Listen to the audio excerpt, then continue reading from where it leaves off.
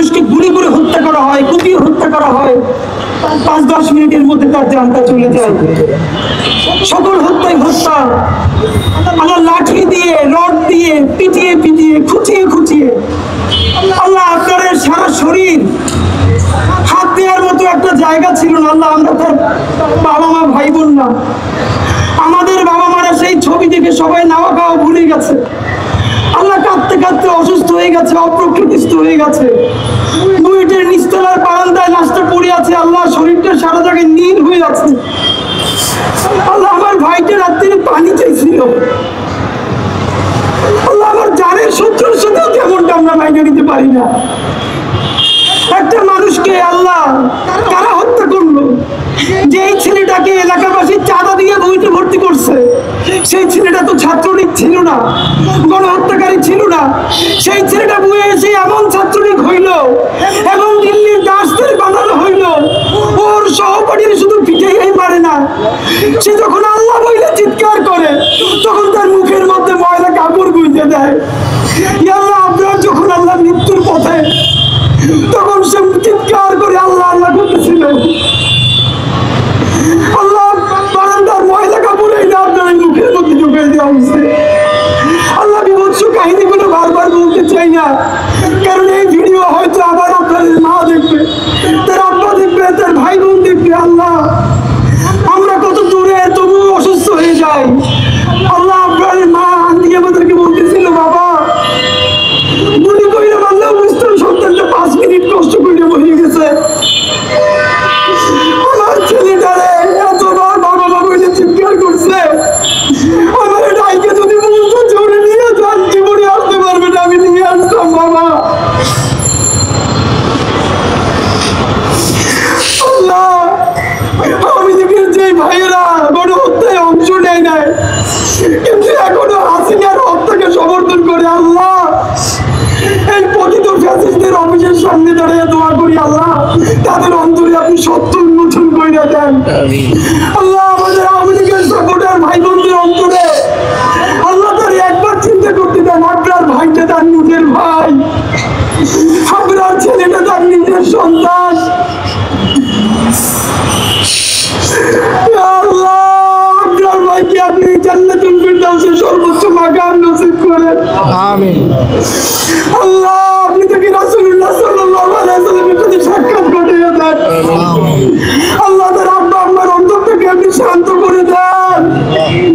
আল্লাহ, আপনাদের উত্তরসূরি জুলাই গণহত্যার শিকার আল্লাহ 1000-এর অধিক শহীদ, আল্লাহ প্রত্যেককে আপনি জান্নাতের মেহমান বানায় দেন।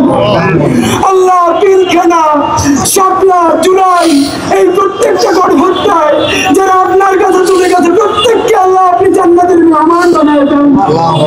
আল্লাহ, আমাদের যে ভাইরা চিরতরে গুম হয়ে গেছে, আল্লাহ তারা যদি কেউ বেঁচে থাকে, তার বাবা মার কাছে তারা ফিরিয়ে দেন। আল্লাহ, যে বাচ্চাটা তার বাবা যখন গুম হয়, তখন সে মায়ের গর্ভে, এখনো সে ছবি নিয়ে ঘুরে বাপের খুঁজে। আল্লাহ, আল্লাহ, কিয়ামত পর্যন্ত বাংলাদেশে আর কোনোদিন আয়না ঘর না হয়। আল্লাহ, আয়না ঘর থেকে বাংলাদেশকে বাঁচান। আল্লাহ, গুম খুন হত্যা থেকে বাঁচান। আল্লাহ, গণহত্যাকারী আওয়ামী লীগের ষড়যন্ত্রের হাত থেকে বাঁচান। আল্লাহ, দিল্লির অন্তর থেকে আল্লাহ আমরা সবার শুভাকাঙ্ক্ষী, আমরা দোয়া করি।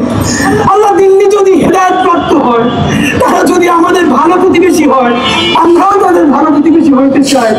কিন্তু আল্লাহ, যতক্ষণ না পর্যন্ত তারা তাদের তখন দায়িত্বের মনোভাব পরিত্যাগ করবে, আল্লাহ যতক্ষণ তারা আমার ঘরে হত্যা করতে চাইবে, আল্লাহ তার দ্বিগুণ শক্তি নিয়ে তার প্রতিরোধ করার শক্তি আমাদেরকে দাও। আল্লাহ, আমরা আর কত আপনার জন্ম দিব?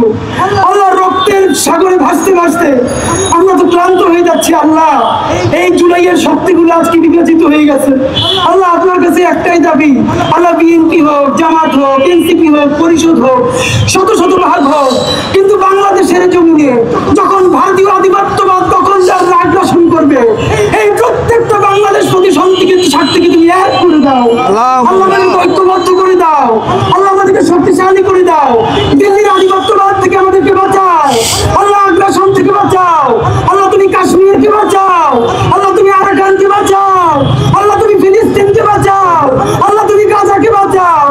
আল্লাহ, বাংলাদেশের যদি স্বাধীনতা না থাকে, গাজা হয়ে যাবো আল্লাহ। আল্লাহ গাজার পাশে ইসরায়েল, বাংলাদেশের পাশে ভারত। ইয়া রব্বে কারীম, বাংলাদেশের স্বাধীনতা সার্বভৌমত্ব আমাদের ভুলে, আমাদের অসততায়, আমাদের খেয়ানতিতে তুমি স্বাধীনতা ধ্বংস করে দিও না। ইয়া আল্লাহ, আমরা তোমার কাছে ওয়াদা করি, ইয়া আল্লাহ, বাংলাদেশের সমস্ত রাজনৈতিক দল শক্তিও যদি ভুলেও কোনোদিন দখলদারদের সাথে হাত মিলায়, আমরা তোমার কাছে শক্তি চাই। আমরা ওয়াদা করি, ইয়া আল্লাহ, সমস্ত ক্ষমতার মোহ থেকে আমাদেরকে তুমি বাঁচাও, অর্থের লোভ থেকে বাঁচাও আল্লাহ, খ্যাতির বিড়ম্বনা থেকে বাঁচাও আল্লাহ। বাংলাদেশে 18 কোটি মানুষ আল্লাহ, তার কোনো কণ্ঠস্বর নাই আল্লাহ, মিডিয়ায় তার কোনো জবান নাই, কালচারে আর্টে তার কোনো অবস্থা নাই আল্লাহ। আমরা ছোট কয়টা প্রাণ এই 18 কোটি মানুষের কণ্ঠস্বর হয়ে উঠতেছি আল্লাহ। আল্লাহ, আমরা সব থেকে নির্লোভ ভাবে এই মানুষগুলোর কথাই যেন চিরদিন বলতে পারি, স্বাধীনতা সার্বভৌমত্বের কথা বলতে পারি আল্লাহ। তুমি আমাদেরকে কবুল করো আল্লাহ, তুমি আমাদেরকে সব থেকে ইনসাফ পরায়ণ বান্দা বানাই দাও, আমাদেরকে স্বাধীন সার্বভৌম বানাই দাও আল্লাহ। সমস্ত আধিপত্যের বিরুদ্ধে আমাদেরকে তোমার সব থেকে প্রিয়তম, যোগ্যতম, সাহসী সৈনিক বানাই দাও রব্বে কারীম।